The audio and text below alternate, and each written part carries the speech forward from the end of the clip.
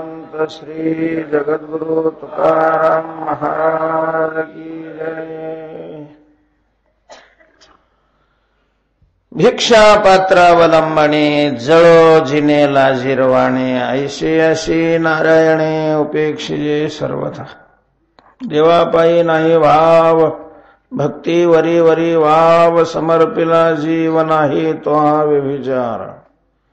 जगा घालावे साकडे दीन होवोनी बापुडे हेच अभाग्य रोकडे मुळाणी अविश्वास। काय न करी विश्वंभर सत्य करिता निर्धार तुका म्हणे सार दृढ पाय धरावे। देवा पायी नाही भाव भक्ती वरी वरी वाव समर्पिला जीव नाही तो हा व्यभिचार। श्रीमंत श्री जगद्गुरु तुकोबाराय या अभंगातून आपल्याच मंडळीला भक्ती करणाऱ्यांच्या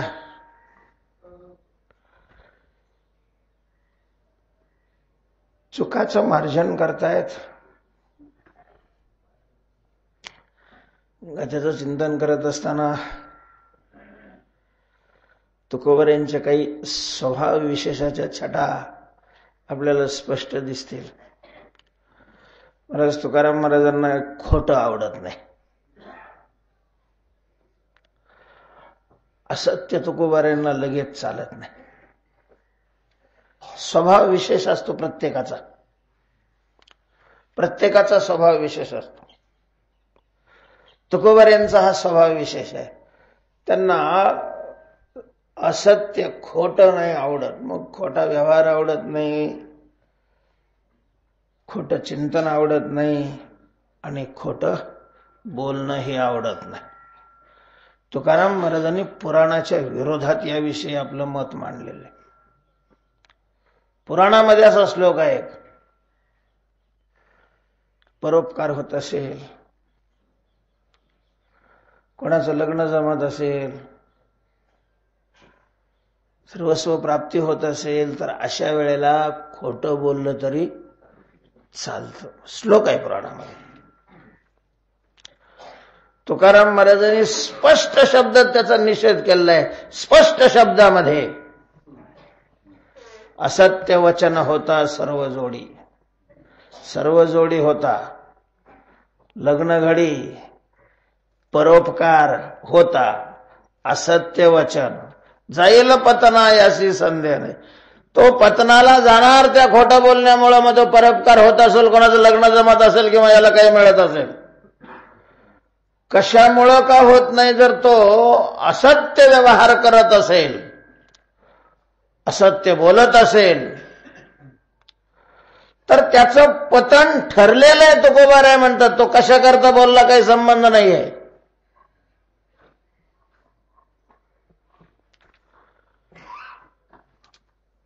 थोडस कथेचं बारीक चिंतन केलं तर आपल्या लक्षात येतं तुकोबारायांचे स्वभाव विशेष।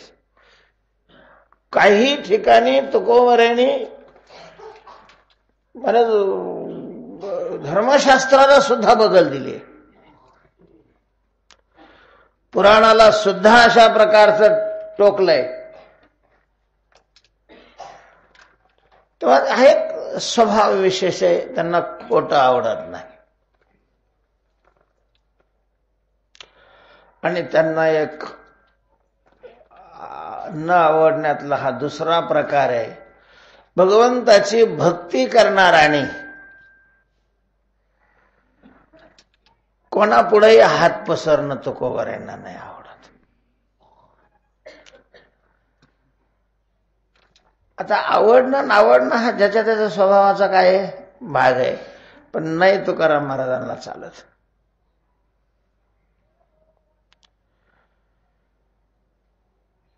तुकोबारायांच्याकडून तुकोबाराय भक्ती करणाऱ्याकडून या दोन अपेक्षा करतात, एक तर विरक्त व्हावं, नाही तर सरळ धंदे करावे। तुका म्हणे होई शूर किंवा निसूर मजूर, मधला तुकाराम महाराजांना नाही आवडत।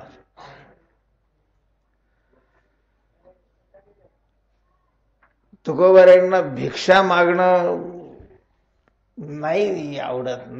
ते स्वतःही त्यांनी कधी मागितलं नाही कोणाला काही, आणि कोणी मागत असलेलंही त्यांना बरं वाटत नव्हतं. चिड यायची तुकाराम महाराजांना. नुसती भीक मागितली पोटा करता तर काय हरकत नाही, पण देवाच्या नावावर भीक मागितलेली नव्हती चालत.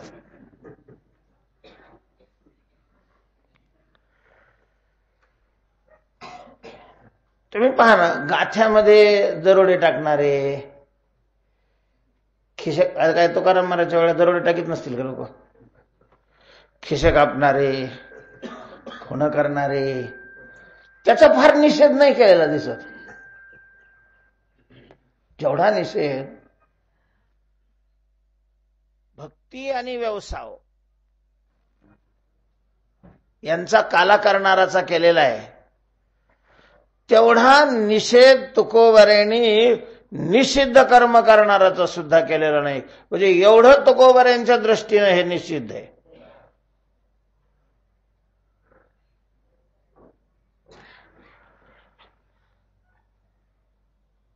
तुकोबारायांना मागितलेलं नाही आवडत.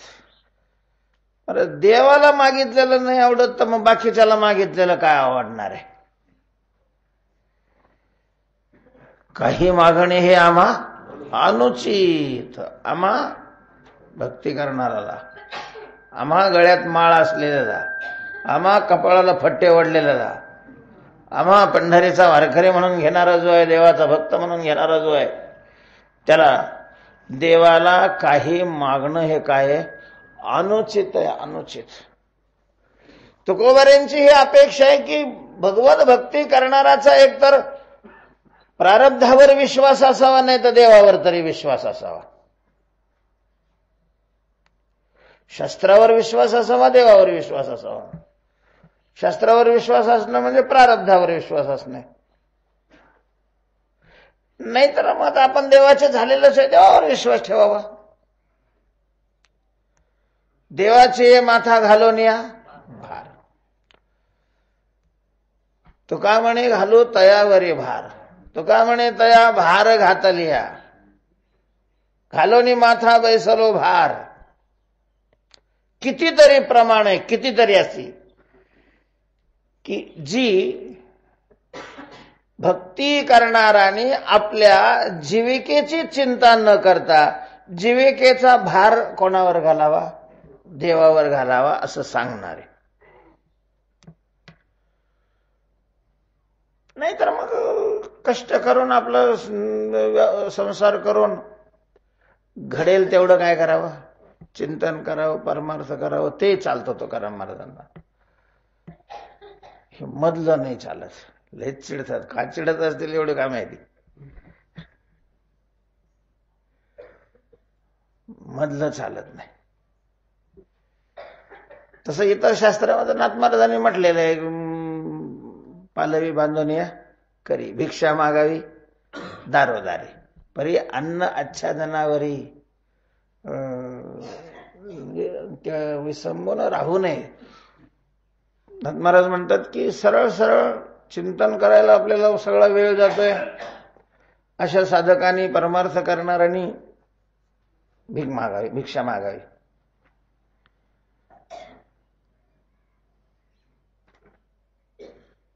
पुराणामध्येही, धर्मशास्त्रामध्येही,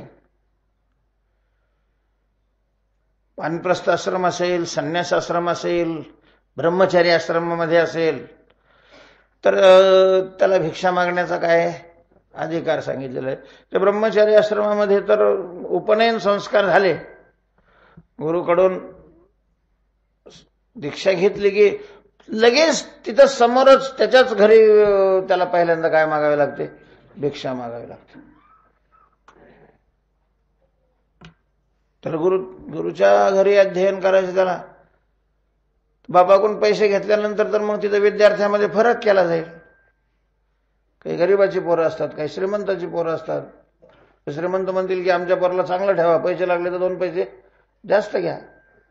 त्यामुळं पूर्वी अरण्यामध्ये ते हे असायचे, गुरुकुल ज्याला म्हणतात, तर तिथं सगळे राजाचा पोरगा असला आणि भिकाऱ्याचा पोरगा असला, विद्यार्थी म्हणून दोघांनाही सारखंच अशा प्रकारची किंमत असायची, सारखंच पाहिलं जायचं त्यांच्याकडं.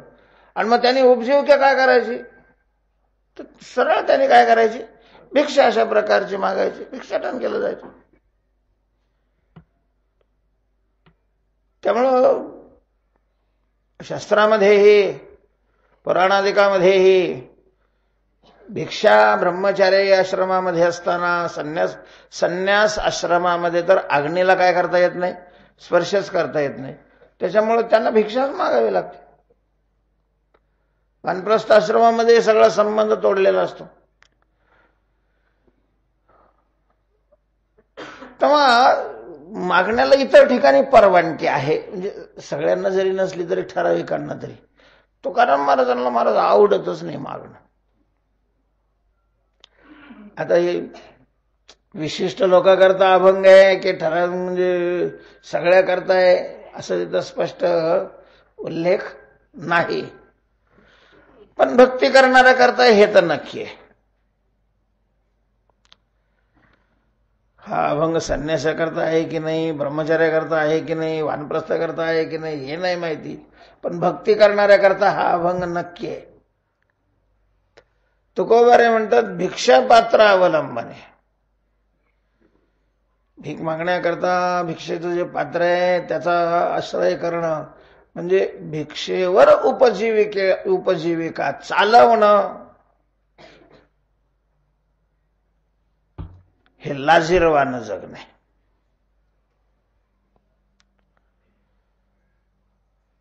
आग लागू अशा प्रकारच्या जगण्याला तिरस्कार करतायत. भिक्षापात्र अवलंबने जळोजिने लाजिरवाणे. का? अशा प्रकारे जगाला मागणाऱ्याची देव उपेक्षा करतो.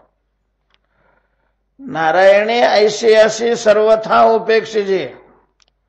सर्व प्रकारे देव त्याची उपेक्षा करतो. तुकोबारायांचं असं म्हणणं आहे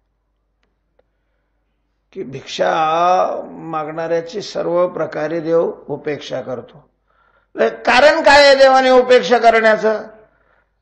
तर त्याचं कारण असं आहे की हा जगाला मागतो त्याचं कारण आहे देवावर याचा विश्वास नाही.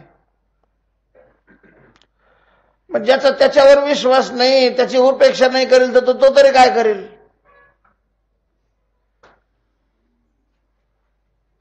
देवापायी नाही भाव.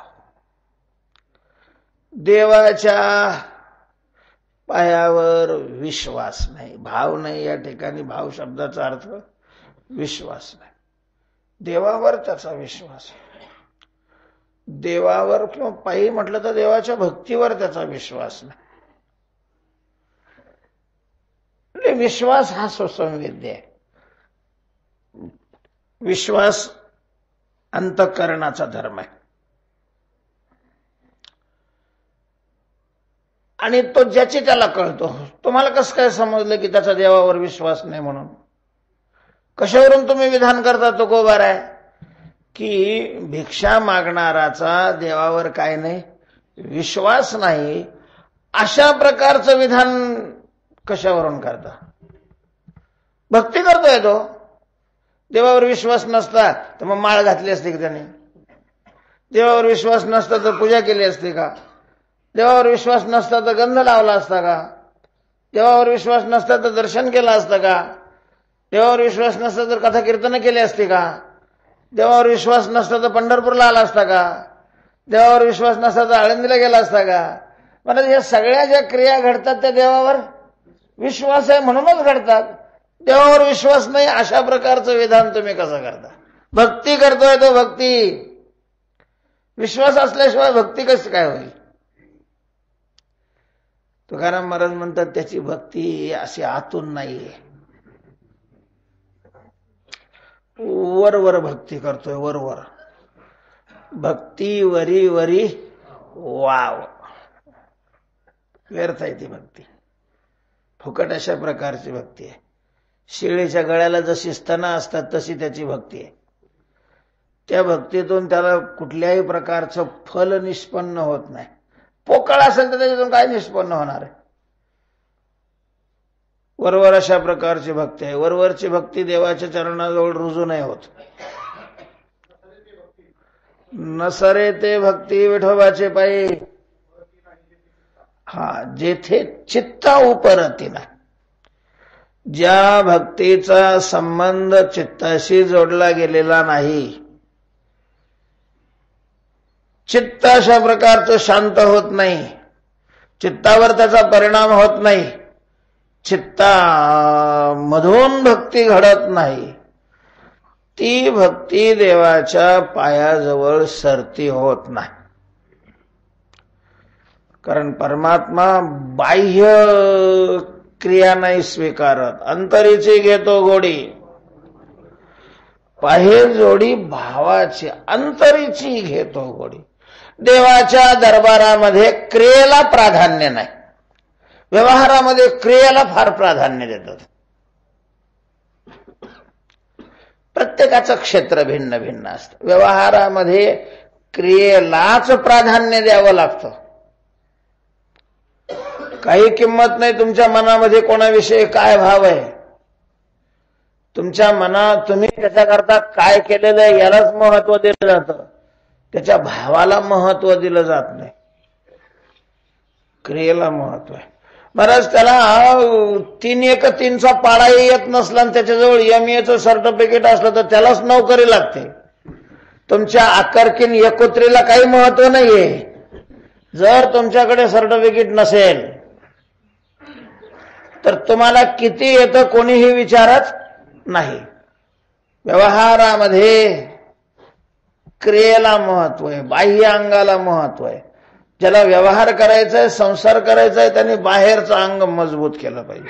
परंतु तुम्ही पहिले जुने खेड्यातले जर वाडे बघितले ना, बाहेरून पाहिलं की चिरबंदी, दगड घडवून बसवलेले, त्याचा तो दरवाजा जो असतो त्याला तर केवढा थाट केलेला असतो आणि मध्ये छपरं टाकलेले असतात. ते भिंतीवर वासे टाकून गवत पाचट्या टाकून त्याच्यात राहतात, पण बाहेरून चिरबंदी. गावाला निघाला माणूस, बाहेर निघाला की लगेच इस्त्री केलेलं असं कडक. आणि घरातल्या गोधड्या जर बघितल्या ना तर उंदर वासाने मरतात वा.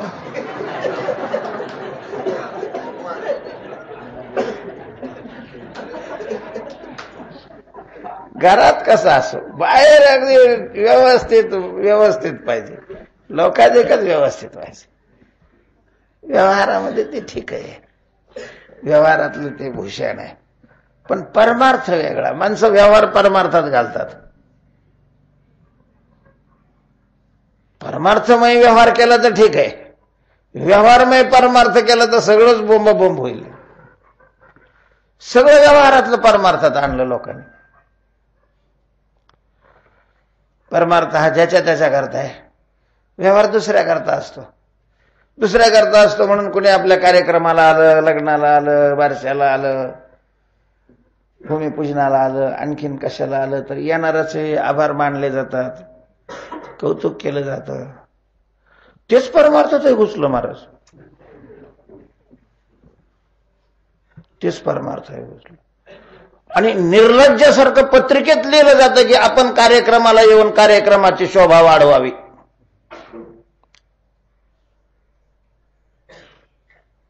बहुसंख्येनं आपण उपस्थित राहावं आणि कार्यक्रमाची शोभा हे परमार्थ. शोभा वाढवण्याकरता कार्यक्रम असतात. कीर्तन शोभेची वस्तू आहे, प्रवचन शोभेची वस्तू आहे. तुम्ही सौंदर्याचे तिथं प्रदर्शन मांडलेलं आहे सप्ताह सुरू केला म्हणजे.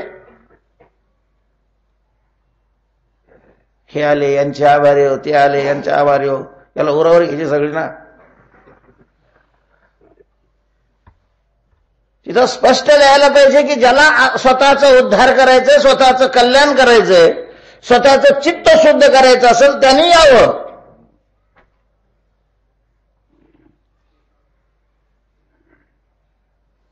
जाणाऱ्याने आपल्याला साधनेला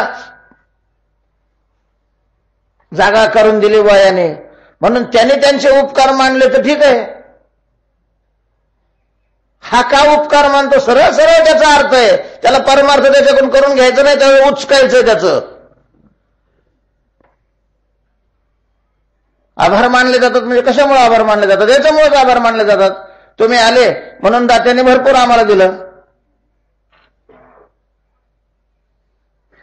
सरळ सरळ सगळा व्यवहार परमार्थात आणला. परमार्थ व्यवहारात न्यायचं ते व्यवहार परमार्थात आणलेला आहे. तुकाराम महाराज म्हणतात कामामध्ये काम. दुसरं काम करत असताना तुम्ही काय करत जा? राम राम. महाराज आम्ही एवढी प्रगती केली की राम राम म्हणत असताना काम करायला लागलो. पथे ऐकताना वाती वळतात. म्हणजे पोथे ऐकण्याकरता वेळ काढलेला आणि त्याच्यात वाती वळायला लागली. ही प्रगती आमची. तिथं वाती वळताना राम राम म्हणतो म्हणून सांगितलंय तुकाराम महाराजांनी.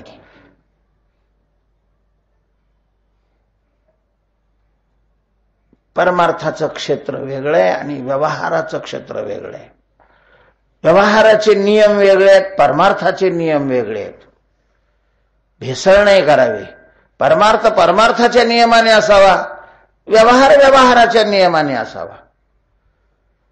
दोन क्षेत्र आहेत आणि दोन क्षेत्र असले तरी सारखे क्षेत्र आहेत असं नाही. पोट भरण्याचं साधन व्यवहार आहे आणि मुक्तीचं साधन काय आहे? परमार्थ आहे. त्याच दृष्टीनं त्या साधनाकडे पाहिलं जावं. तेव्हा तुकोबाराय म्हणतात हा भक्ती करत असला तरी त्याची भक्ती ही आतून नाहीये. देव नाही, बाह्यांगाला नाही किंमत देत महाराज. किती मोठा मंडप होता आणि पत्रिका किती कशा कलरच्या होती आणि कोणता वक्ता बोलवला होता आणि त्यांनी किती हसवलं आणि किती लोक जमले. देवाच्या क्षेत्रात याला काहीही महत्व नाही, काहीही महत्व नाही. झिरो महत्व आहे, झिरो. भगवंताच्या क्षेत्रामध्ये या कृतीच्या पाठीमागे तुमच्या अंतःकरणात काय भाव आहे? नेमका तुम्ही सप्ताह कशा करता केलाय? खरंच देवाची सेवा म्हणून केलाय का? परमात्मा हेच पाहतो, नाही वरचं घेत. आणि तुकोबाराय म्हणतात हा भक्ती करत असला तरी वरवर अशा प्रकारचा करतो. भक्ती वरी वरी वरी वरी असलेली भक्ती वावच आहे, फुकटच आहे, व्यर्थच आहे. व्यर्थ आहे म्हणजे संसारातलं मिळणार नाही असं नाही. भक्ती संसारातलं मिळण्याकरता नाहीच, त्याचं ते साधनच नाही. भक्तीचं साध्य आहे भक्ती प्रेम सुख, भक्तीचं साध्य आहे भगवत साक्षात्कार, भक्तीचं साध्य आहे मोक्ष. याच्यातलं काहीच मिळणार नाही. भक्तीचं साध्य आहे वैराग्य, भक्तीचं साध्य आहे पुण्य. पुढे भक्तीने धरले हाती, मागे ज्ञान, वैराग्य, धर्म येते. याच्यातलं काहीच येणार नाही. जर वरून वरून भक्ती केली तर ज्ञानही नाही, वैराग्य नाही आणि पुण्य अशा प्रकारचं होणार नाही. म्हणून वाव, भक्ती वरी वरी वाव. का बरोबर आहे असं म्हणता तुकोबाराय तुम्ही? तर समर्पिला जीव नाही, जीव समर्पिला नाही. भक्ती अर्थात भगवंताला शरण जाऊन करायची असते, भगवंताला शरण जायचं असतं. आणि भगवंताला शरण जाणं या शब्दाचा अर्थ आहे ते सगळं देवाला अर्पण करणं. आहे ते सगळं देवाला. शरण जाणं शब्दाचा अर्थ काय? ज्यावेळेला समोरच्याचं सैन्य शरण येतं त्यावेळेला सगळे हत्यारं समोर ठेवली जातात आणि हात वरती केले जातात किंवा पांढरं निशाण फडकवलं जातं. पूर्वी असं असायचं. शरण आल्यानंतर मग त्याला मारलं जात नव्हतं. जोपर्यंत शरण येत नाही, युद्धामध्ये उभा आहे तोपर्यंत मग त्याच्यावर शस्त्राचा वर्षाव केला जायचा. पण जर त्याने शरणागती स्वीकारली तर मग त्याला मारलं जात नव्हतं. शरणागताचं संरक्षण करावं हा क्षत्रियाचा काय आहे? धर्म आहे, धर्म. तसं आपण देवाला शरण जातो. तर देवाला शरण जाणं या शब्दाचा अर्थ आहे पांढरं निशाण. पांढरं निशाणच आहे ना. देवाला शरण जाणं म्हणजे ज्ञानोबाराय भगवान स्वतः सांगतात ना, तमेव शरणम गच्छ सर्व भावेन भारत. ती शरणागती सर्व भावांनी संपन्न असली पाहिजे. तया अहम वाचा चित्त अंग देवनिया. कसं शरण जा? ज्ञानोबरायांनी सर्व भावे या शब्दाचा खुलासा केलेला आहे. अहम वाचा चित्त आणि अंग म्हणजे शरीर, हे सगळंच देवाला अर्पण करायचं. हे देवाला अर्पण करायचं. अहंकार देवाला अर्पण करायचा, वाणी देवाला अर्पण करायचे, चित्त देवाला अर्पण करायचंय आणि शरीर देवाला अर्पण करायचं. शरीर देवाला अर्पण करणं या शब्दाचा अर्थ आहे आता त्या शरीराचा वापर देवाच्या मनोगताप्रमाणे, आपल्या मनोगताप्रमाणे नाही, देवाच्या मनोगताप्रमाणे. देवाला जे आवडेल ते, देव जे सुचविल ते, देव जे सांगल ते शरीराने काम करायचं. देह देवाचे कारण, वाणी देवाचं काम करणार, देवाशिवाय दुसऱ्याचं काम करणार नाही. तो का म्हणे वाचा वाहिली अनंता बोलायाचे आता काम नाही. चित्त देवाचं चिंतन करणार, संकल्प तो नाही तुझा महाराजा विना तो दुसरा संकल्प नाही, देवाचं चिंतन करणार. वाणी देवाचं वर्णन गुण गाणार, शरीर देवाचं काम करणार. आणि मग हे जर सगळं देवाच्या सेवेत आपण लावलेलं, देवाला अर्पण केलंय, मग ते पाहिलं ना त्याचं तो, त्याच्या निर्वाहाची काळजी आपण करण्याचा काय संबंध? जर ते आपलं नाहीच आहे, देहाचा त्याचा तो सांभाळी. मग नाही कळे अंगावरी.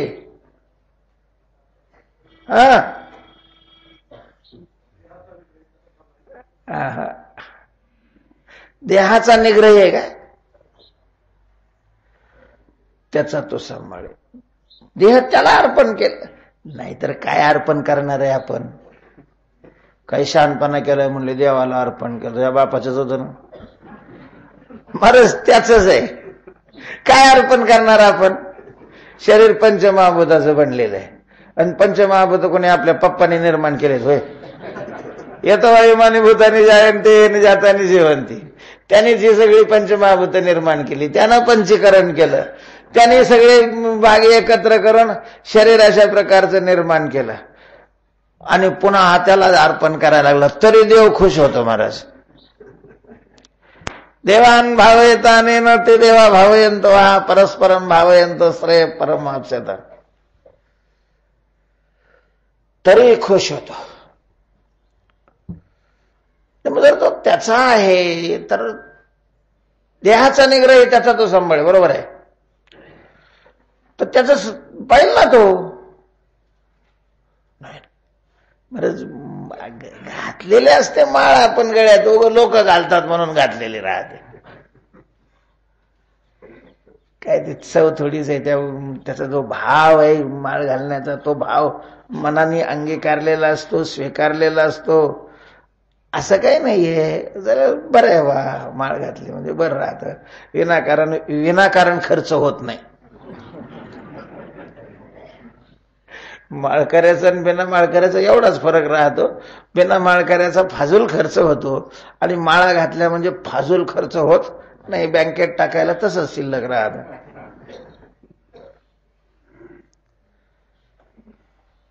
तुळशीची माळ असते ती.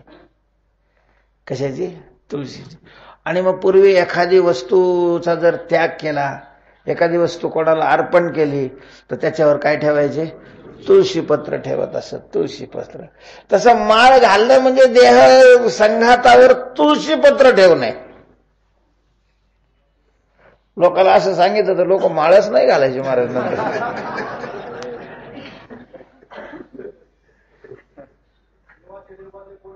वा. आता हे देवाला अर्पण केलेलं आहे म्हणजे देवाचं निर्माल्य झालं. देवाला जे अर्पण केलेलं आहे ते घेऊ नये. देवाला दिलेल्या जमिनी, देवाला दिलेल्या वस्तू संसाराकरता वापरल्या ना, तर त्या काही पिढ्यापर्यंत ताण देतात बरं का. त्याच पिढीला नाही, काही पिढ्यापर्यंत ताण देतात.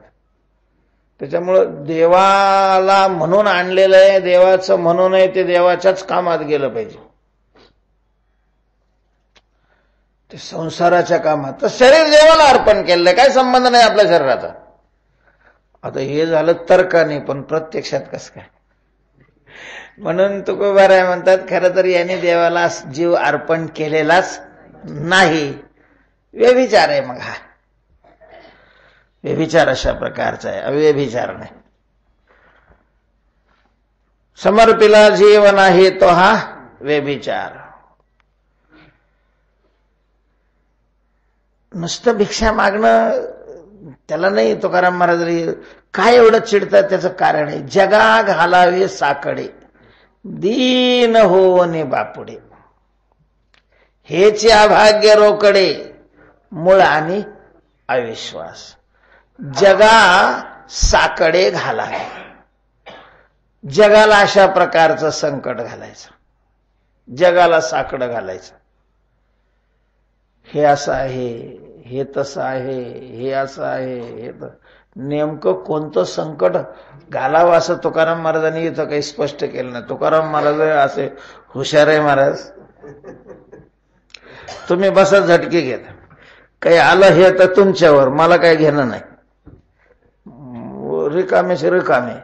साकडे घालावे, जगाला साकडं घालायचं, आणि ते साकडं घालत असताना स्वतः दीन अशा प्रकारचं बनायचं, बापडं बनायचं. कशाचं संकट एवढं साकडं घालत असतील? सर्वसामान्य असेल तर तो पोटाकरता साकडं घालतो, जरा थोडासा वरचा असेल तर सप्त्याकरता घालतो, त्याच्यापेक्षा आणखीन वरचा असेल तर मग धर्मशाळेकरता, त्याच्यापेक्षा आणखीन वरचा असेल तर मोठे मोठे मंदिर. काय बरं, समोरच्याची इच्छा नसताना जर त्याला याच अशी गळ घालणं, हे काय एक प्रकारे काय आहे? साकडं घालणंच आहे. साकडं. लोक अगोदरच परेशान आहे महाराज. तुम्हाला सांगू खेड्यातली काय स्थिती असते. एक तर सगळे आता भाविक राहिलेले नाही, सगळे श्रद्धावान नाही. खेड्यामध्ये ठराविक माणसं श्रद्धावान असतात. जे श्रद्धावान आहे ते सगळे संपन्न नाही, थोडेफार संपन्न असतात. मग सगळं त्यांच्यावरच चालतं. मग गावातला सप्ताह त्यांनीच करायचा, गावातल्या मंदिराचं त्यांनीच पाहायचं. पुन्हा ठराविक ज्यांच्याशी ते जोडलेले असतात, ज्या फडाशी, ज्या महाराजाशी, त्यांचे कार्यक्रम त्यांनीच चालवायचे. आणि पुन्हा एक एक आलेला एक एकाचा ताल त्यांच्यावर राहतो. कोणाचं मंदिरच आहे, कोणाचं सप्ताहच आहे, कोणी कुठं काही काढलेलंच आहे, कोणी कुठं काही काढलेलंच आहे. पाडा फाडा पावत्या करा, इकडं काही करा, तिकडं काही. काय करावं काय त्या माणसाने? भाऊनी सांगितलेलं तुम्हाला सांगतो. पूजनीय बंकट स्वामींच्या जीवनातलं म्हणजे घडलेलं आहे हे. आता लोक थोडे हुशार झाले म्हणा. अधिक महिन्याचा सप्ताह त्यांनी पंढरपूरला केला वाटतं. खूप भक्तीचा प्रसार केला स्वामीजीने, खूप मोठा कार्यक्रम झाला. तर त्या काळामध्ये 75,000 रुपये उरले त्याच्यातून, स्वामींच्या काळात. मग आता काय करायचं या पैशाचं? मग सगळ्यांचं असं ठरलं की बा इथं तुमचा कार्यक्रम लोकांना ऐकायची इच्छा असते, आपल्याकडल्या लोकांना इथं राहण्याची सोय व्हावी म्हणून इथं मठ बांधू. मग ती आज मठाची जागा आहे, ती जागा घेतली आणि एक जणाकडे ते बांधायला पैसे ठेवले. तर ते 1.25 लाख रुपये लागले बांधायला त्या काळात. म्हणजे 50,000 जास्त लागले स्वामींच्या नावाने मठ. स्वामी किती दिवस राहिले त्या मठात मला नाही माहिती, पण मठ स्वामींच्या नावावर. मग ती 50,000 जमा करण्याची जबाबदारी खर्चिनाराकडे नाही, स्वामीकडं. मग ते स्वामी मागायला इतके दिवस कधीच मागायला गेले, लोक द्यायचे पण हे कधी मागायला जात नव्हते. मग मागायला जावं लागलं. महाराज भाऊ सांगायचे, स्वामी म्हणायचे, ज्या गावात स्वामी येणार असं लोकांना कळालं की 2-2, 3-3 किलोमीटर आपल्या गावाच्या सीमेपर्यंत हे 100-150 लोक जायचे त्यांना सामोरे आणायला. अत्तराने स्नान घातलं स्वामींना मराठवाड्यातल्या लोकांनी, एवढं पूजनीय मानत होते. पण ज्या वेळेला पैसे मागायला तर येणार कळालं की स्वामी आज येणार आहे की गावातली प्रमुख माणसं निघून जायची महाराज.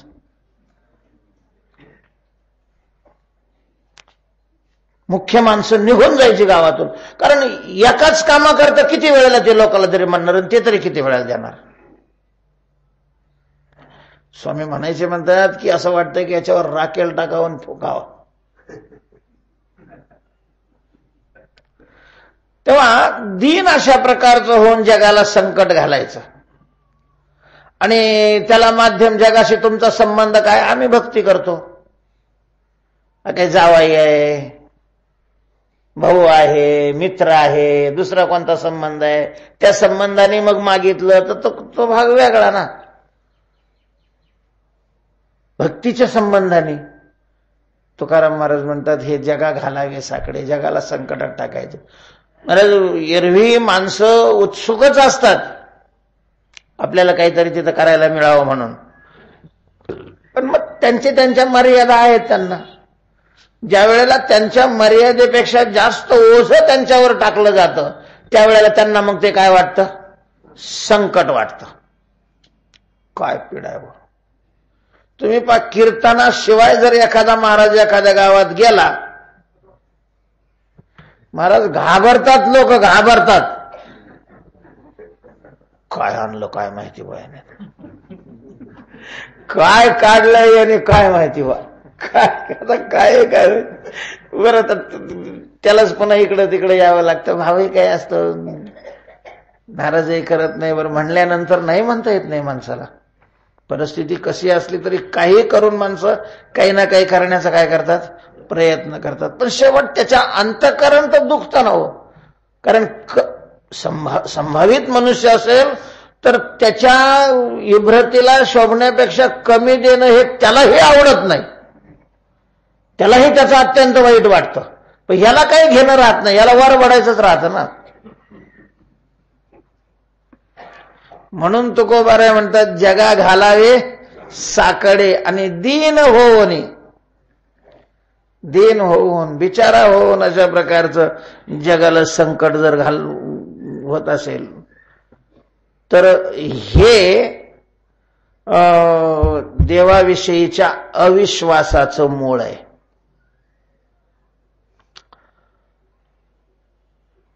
ठीक आहे, आपली काही अपेक्षा आहे तर सरळ सरळ कोणावर संकट घालावं, देवावर घालावं ना.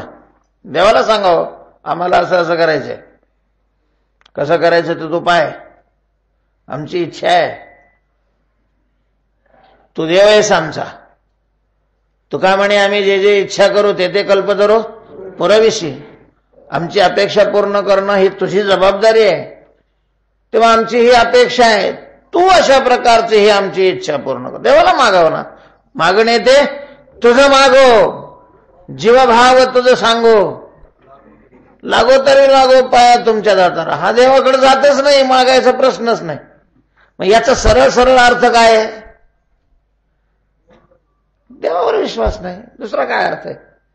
देवाला मागत नाही जगाला मागतो याचा अर्थ हाच आहे की देवावर काय नाही, विश्वासच अशा प्रकारचा नाही, देवावर विश्वास नाही. आणि देवावर विश्वास नसणं भक्ती करणाराचा हे उघड काय आहे, अभाग्य आहे. हेच अभाग्य रोकडे.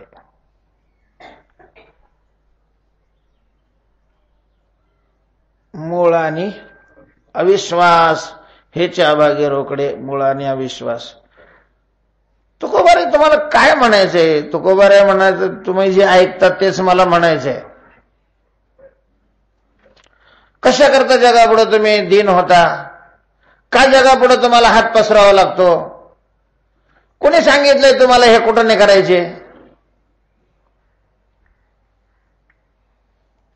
जर तुम्हाला एवढं दीन व्हावं लागत असेल तर हे सांगितलं कोणी तुम्हाला. तुकाराम महाराजांनी सांगितले सप्ते करायचे, दिंड्या काढायच्या, मठ बांधायचे, पुराणांनी सांगितलंय. कोणा सांगितलंय तुम्हाला. कर्तव्य तर मग जसं होईल तसं होईल. एवढं दीन होण्याचं कारण काय. तुकोबाराय म्हणतात देवापुढे जर ते आपण नेहमी गोष्ट सांगतो ना, तो मेंढपाळ ज्याला राजाने दरबारामध्ये बोलवलेलं आहे, त्याची अपेक्षा पूर्ण करण्याकरता राजा अतिशय प्रसन्न झालेला आहे. आणि राजाने त्याला विचारलं की बोल बाबा, तुला काय इच्छा आहे? आज तू जे मागशील ते मी तुला देणार आहे. मी ठरवलंय आज तू काहीही माग, मी देणार तुला. बोल काय इच्छा आहे तुझी? इच्छादान देणार आज. तो थोडा लवकर आलेला होता राजा कचेरीत येण्याच्या अगोदर. त्यांनी चौकशी केली होती की राजसाहेब कुठे आहेत. लोकांनी सांगितलं ते मंदिरामध्ये पूजा करतायत. यांनी सहज मंदिराच्या खिडकीतून पाहिलं, त्यावेळेला राजा हात जोडून काहीतरी पुटपुटत होता. त्यांनी विचारलं, महाराज मी नंतर मागेन, पण तुम्ही देवासमोर असा हात जोडून काहीतरी म्हणत होते, काय म्हणत होते? अरे म्हटले, देवाला मी मागत होतो. हो ठीक आहे म्हटलं. आणि त्यानं घोंगडं खांद्यावर टाकलं, निघाला. सगळ्यांनाच आश्चर्य वाटलं की राजा माग म्हणतोय याला, एवढा राजा प्रसन्न आहे याच्यावर. आणि हा काही न मागता काय झालाय, निघालाय बावळेच आहे. राजाला आश्चर्य वाटलं. राजाने सांगितलं, हो म्हणले तुम्ही काहीच मागितलं नाही. त्यानं एकच वाक्य उच्चारलं, भिकाऱ्याने भिकाऱ्याला काय मागायचं.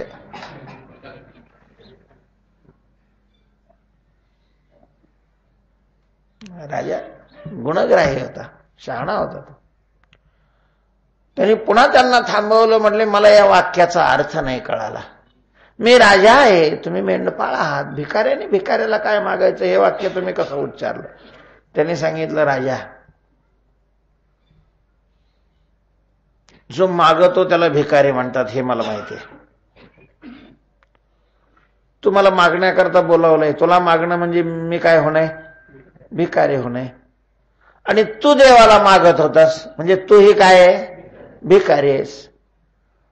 आणि मग तू देवाला मागणार, देव तुला देणार, आणि त्याच्यातून तू मला देणार. त्याच्यापेक्षा माझ्याकरता काय देवाचा दरवाजा बंद झालेला आहे. मी देवालाच मागतो ना, काय मागायचं ते तुला कशाला मागू? तू भिकारी आहे, मी भिकारी आहे. भिकाऱ्याने भिकाऱ्याला काय मागायचं? तुकोबाराय म्हणतात, देवाकडे जर मागितलं तर देव काय करू शकणार नाही. काय न करी महाराज तो विश्वंभर आहे. विश्वंभर काय शब्द वापरलाय देवाकरता, विश्वंभर आहे. विश्वाचं भरण पोषण करणार आहे. विश्वाचं, विश्वामध्ये सगळे माणसं नाही आहेत. 83,99,999 इतर देहामध्ये राहणारे जीव आहेत. त्यांचंही भरण पोषण तोच करतोय. त्रैलोक्य पाळीता उबगला नाही. तुकोबाराय म्हणतात, आमचं काही असेल ना त्याच्यावर ओझ, त्रैलोक्याचं ओझ आहे त्याच्यावर, म्हणून त्रैलोक्याचा तो काय करतोय, सांभाळ करतोय. सगळ्या जीवांचा करे तो सांभाळ. तो त्याच्या भक्ताला कसं काय मोकलील? सगळ्यांचा सांभाळ करणारा परमात्मा आहे. सगळ्यांच्या इच्छा तो पूर्ण करतो, आपल्या इच्छा नाही पूर्ण. काय ना करी, काय करू शकत नाही तो. करतोम अकर्तुम अन्यथा कर्तुम शक्ती संपन्न आहे.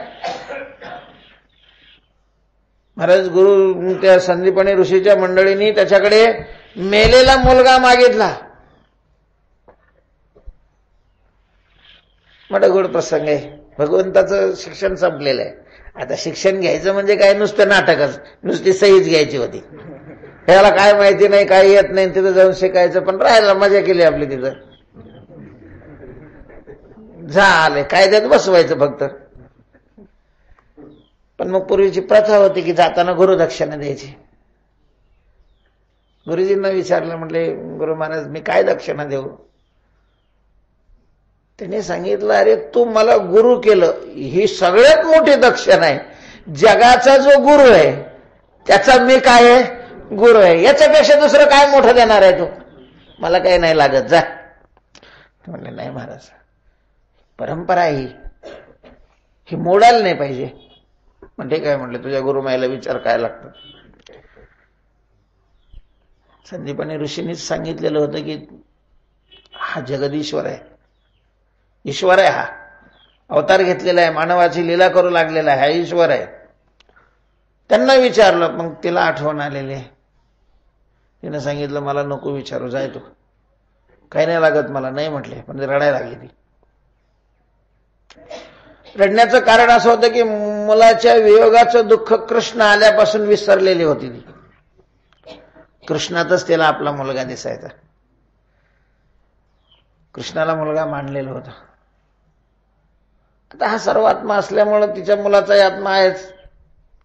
पण हाही चालला. पुन्हा तिला ते दुःख उचंबळून आलं. आणि मग तिने सांगितलं की तुझे गुरु सांगतात तू ईश्वर आहेस. मला नाही कळत ईश्वर काय आहे ते.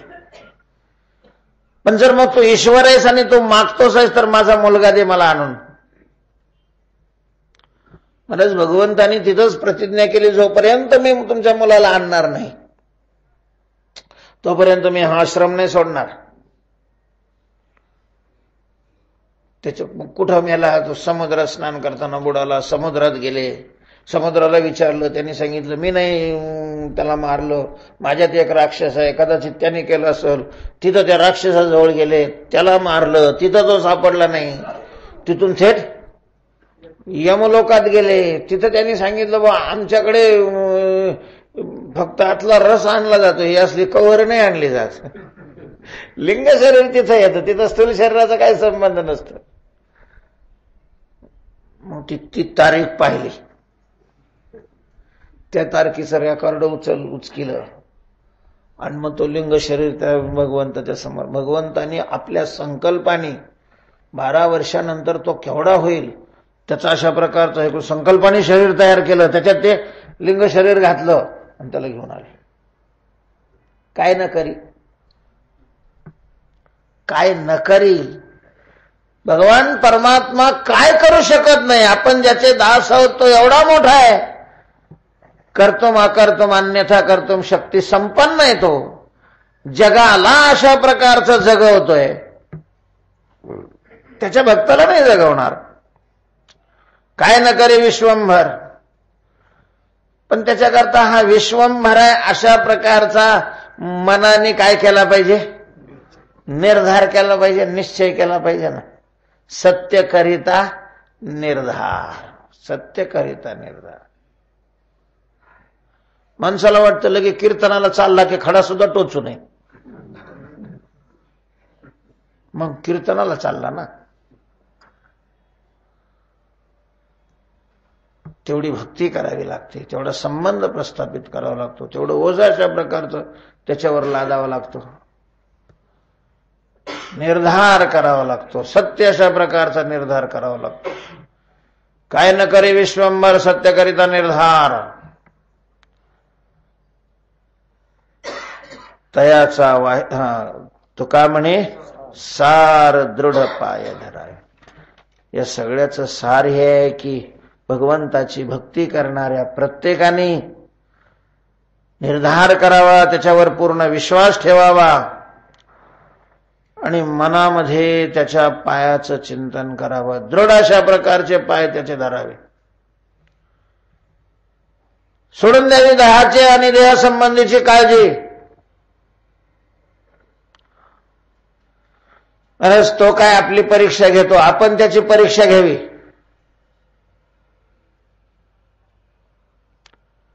कसा धावत अशा प्रकारचा येतो आणि स्वतः अंगाने सगळी कामं करतो की नाही पहा. फक्त तुका म्हणे सार दृढ पाय धरावे. जर आपलं मन त्याच्या पायाकडे जातच नसेल, त्याचं चिंतनच घडत नसेल तर तो भक्तच नाही. त्याची ती क्रिया ही वरवर अशा प्रकारची आहे. व्यभिचार आहे तो व्यभिचार. व्यभिचारीचा टाकमटिका उपहास होती लोका.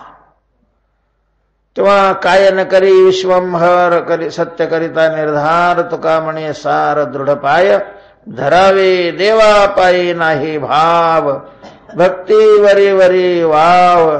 समर्पिला जीव नाही तो हा. व्यभिचारात 4 ते 6 परमार्थाश्रमामध्ये सेवा आहे. इथं भागवत होणार नाही. पुंडरीक वरदा हरी विठ्ठल श्री ज्ञानदेव.